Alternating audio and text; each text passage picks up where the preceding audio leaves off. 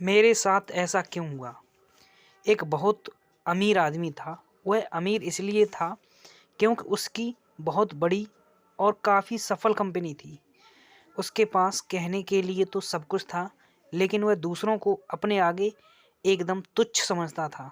वो अक्सर बेवजह ही अपने कंपनी के मैनेजर को और बाकी लोगों को गुस्से में डांट दिया करता था। एक दिन ऐसे ही छोटी मोटी बात पर उसने अपनी कंपनी के मैनेजर को बहुत खरी खोटी सुनाई। बेचारा मैनेजर कंपनी के मालिक के आगे तो कुछ ना बोल सका, लेकिन बाद में फिर उसने सारा गुस्सा अपने नीचे काम कर रहे बाकी वर्करों पर निकाल दिया।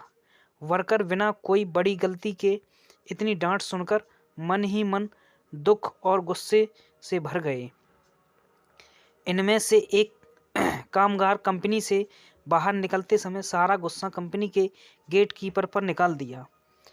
बिना किसी वजह की डांट सुनकर निराश गेट कीपर जब घर गया तो बिना किसी बात के अपनी बीवी पर चिढ़ गया और उसे भला बुरा कहने लगा।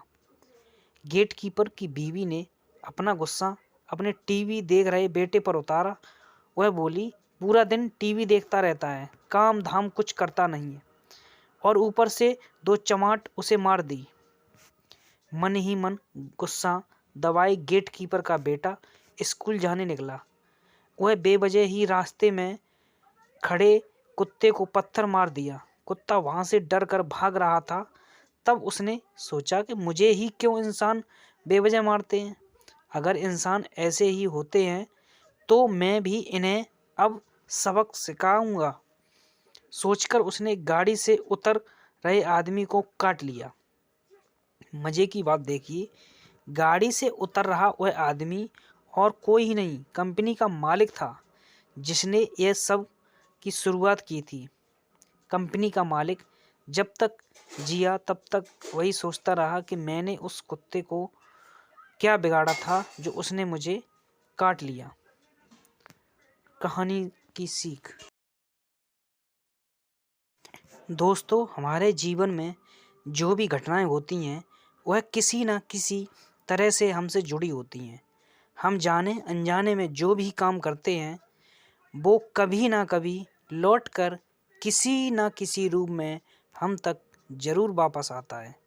अगर हम किसी को मुस्कान देते हैं तो वह भी बदले में हमें मुस्कान देता है।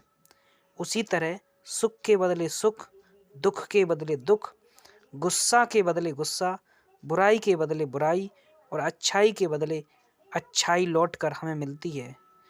हमें ही चुनना होता है कि हम लोगों से क्या वापस चाहिए, और उसी हिसाब से हमें अपना आचार विचार रखना होता है। अगर हमारी कहानी अच्छी लगी हो तो वीडियो को लाइक करें, चैनल को सब्सक्राइब करें।